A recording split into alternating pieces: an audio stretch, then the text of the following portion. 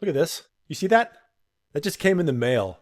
I just turned 50 and they rub it in my face already. So we got to talk about some old person angry stuff. Now on this channel, I do try to remain as non-political as possible, mostly because I want all of this information. I don't want you feeling like I'm on the wrong team.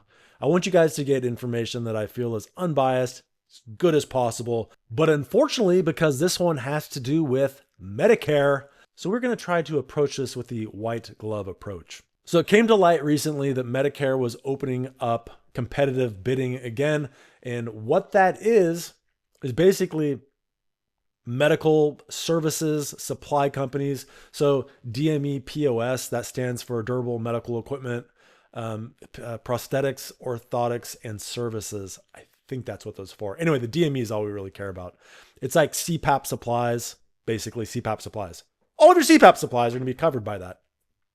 So of course it's going to have an impact on this industry and you, anyone who's using PAP devices.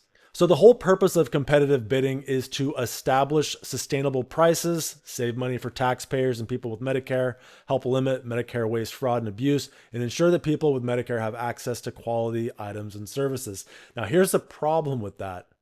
That all sounds good, and I do like that. I mean, sustainable prices. Yes. Save money for taxpayers. Yes. Limit waste, fraud, and abuse. Absolutely.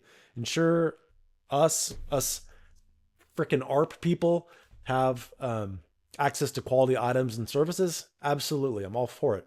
So you're probably asking, why the hell should I care about this? Well, you have Medicare here at the top. They're the administrator of it. And they're basically linking up this person who provides this service with you, the person on Medicare. And we're going to decide if we are going to pay for you to get something from them. And to do that, you have to jump through a bunch of hoops, and we have taxpayers funding this, and we're going to distribute this to you based on what we think that they can do for you at the lowest price. So you have this big Medicare third party that's kind of in the way, in my opinion, because here's my political gesture. I'm a dirty capitalist. I'm so sorry. I am. I love the idea of Medicare, but through it all, I'm just a big, dirty capitalist. To me, there's nothing more pure than having you want a product and you can go to a company and pay whatever price they're offering. If you don't like that price, you can either take it somewhere else that does have a lower price, or you can negotiate with them. But it's two parties deciding, I will give you this in exchange for this. That is, to me, there's nothing more pure than that. And so yeah, for that, I am a dirty capitalist and I'm unapologetic about it. Now, when you start adding Medicare to this, well, now we have a third party. We have this, they're eating up some of that money, some of those resources, and just being the administrator. And to me, that muddies the water. Plus, we have things like this. Let me see. This video I did a long time ago, Medicare Wants You Dead. I mean, not a ton of people watched it, but the whole premise of it was Medicare only cares about a high AHI to give someone a CPAP device. If you don't meet that high AHI, so only apneas and hypopneas, you're not going to get a CPAP machine. Well, the problem with that is there's plenty of people out there who have very low AHIs, but very high RDIs. So this includes the respiratory effort related arousals. So you're waking up a ton. It's the same as an obstructive hypopnea or obstructive apnea in that you're waking up a ton. You just lack the oxygen desaturation. And for that, you get no machine and you get to suffer and be sleepy for the rest of your life. So yeah, I don't really like that. And I think that Medicare rule sucks. So now if we go back to competitive bidding, it's kind of the same thing. We have all these companies that are trying to do stuff for less just so they can get the business. And it's not necessarily in the best interest because sure, you're saving money, but overall, you're actually causing more harm. So first, let me tell you this real quick. Let's cut to the chase. Medicare confirms it's going to be a limited scope for the next round of competitive bidding. This just came out yesterday. So guess what? Whew, we breathe a big sigh of relief. So while it's good news for providers of legacy products and accessories like CPAP devices, oxygen concentrators, eventually this decision is not going to be permanent. They are going to, in fact, do competitive bidding at some point. So it's not happening now, but guess what? It happened in the past. And what happened in the past was, I'm just going to use, because I can't speak to all medical services. I just don't know, but I do know sleep. What happened within the sleep disorders field, I worked in a lab. I also worked in DME. So DME providers, where you get your CPAP machine, mask, tubing, all that stuff, we had in my area a bunch of different companies. I don't even remember offhand how many we had. It was a lot. We had a ton of little mom and pop shops. They provided amazing service. They were under Medicare. So they were getting reimbursed, whatever they're getting reimbursed. Then all of a sudden competitive bidding came and they're like, okay, we need everyone to do this for cheaper or whatever. So a lot of those mom and pop businesses either sold out or bought out or simply closed up shop. And the people who did buy them are the places like you've probably heard of, like Apria. So the big companies like Apria underbid, and we saw what happened with the service. The service was less. It's kind of crappy. I'm not trying to beat on Apria. I'm not sure I could do much better, but I'm just saying, compared to the way it was, it's a little shittier. It's just a little shittier. I think we can all agree on that. I don't think anyone's like, wow, I'm really happy with the service I get from Apria. So now on the lab testing side of things, I worked in a sleep lab. All of a sudden, I remember their tests went from reimbursement of, it would be around $1,000, $1,200 would be reimbursed, and it kept dropping and dropping. It went down to like 900 and then 700. It dropped significantly. And so while the hourly rate for us was increasing, and so were our benefits, supplies were getting more expensive. And so you're getting reimbursed less, and it kind of squeezes everything. So we were doing a lot of quote unquote free services of, hey, Mr. Johnson's on the phone. He's having a hard time with his CPAP. Can you take the call, Jason? Yeah, sure. No sweat. I'll talk to him for hours.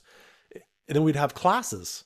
Well, all that stuff ended because we had to get hyper efficient because we're not being reimbursed as much. So now instead of that, I'm whipping out tons of home sleep tests because everything, there's just this huge change in the industry. And I'm so sorry for doing this, but why can't the answer be something more like a CPAPsupplies.com type situation? I'm sorry, it is sponsored by them. But I do like the idea that instead of having Medicare overseeing all these, you're able to go to see them, you're able to get reimbursed by them, and you're one of our contractors, you're not one of our contractors.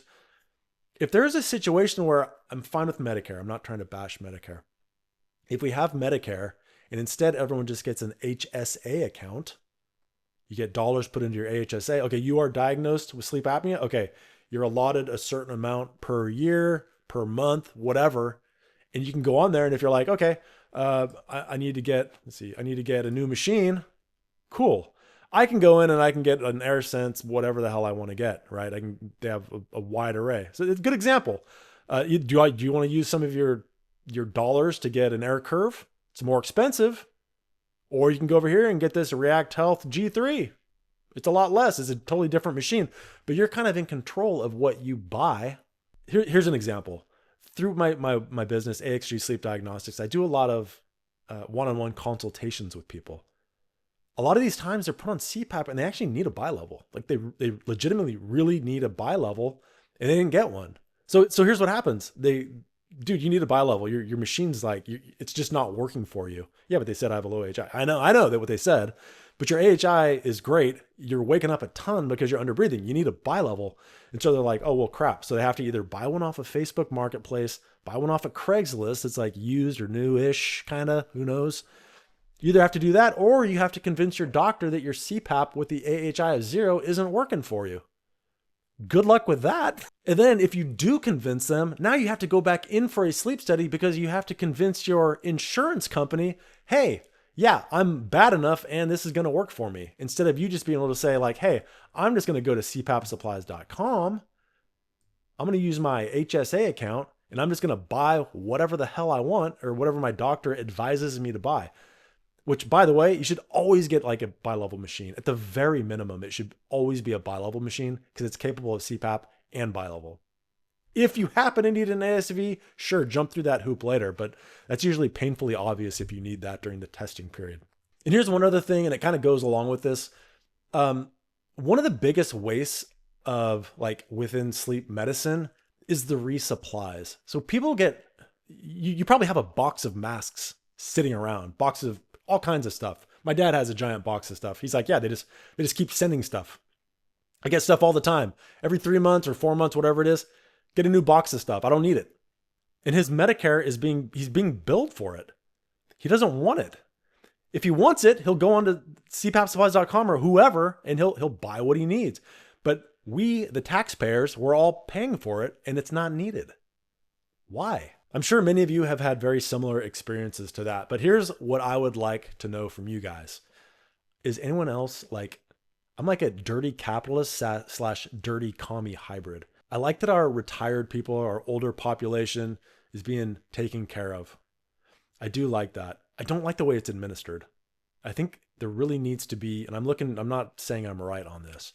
I really think there needs to be some kind of a hybrid system where you get your HSA card and think of it as like an EBT card, since that's in the news so much lately.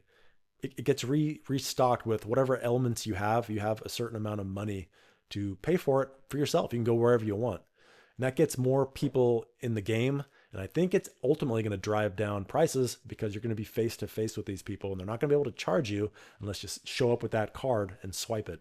But that said, I have absolutely no power in the game. Just an old man ranting.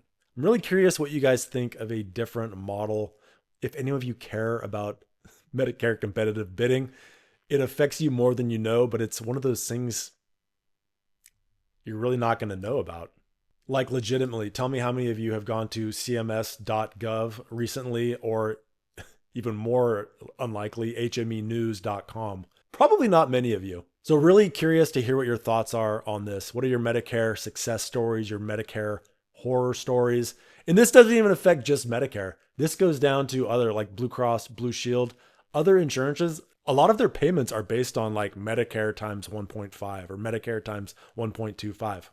They're all related. They are all linked. So what are all your thoughts on this? I am very, very curious to know. Leave them in the comments section. If you like this kind of content, please leave it a like, subscribe to the channel. I, as an old man, I'm going to go have a giant bowl of soup and then take a nap. Check out the sponsor of this video, CPAPsupplies.com. If you want to have a one-on-one PAP therapy analysis with me, check out my website, axgsleepdiagnostics.com. I also offer type 2 home sleep testing services. And your mask stinks really bad, so go to Amazon and pick up a Mask Bright 3-pack. Thanks for watching. Bye. And time for an extra thick thanks, buddy, to my top-level supporters, Doug Toombs, Jason Georgiades, Patricia Espelong, Stuart Hetherington, Alan Liu, Edward Steiner, and I'd like to say thank you also to these people, as well as those other people. Up the ante, you get a shout out. Thanks for watching. Bye-bye. Barely even on screen, but still appreciate the support.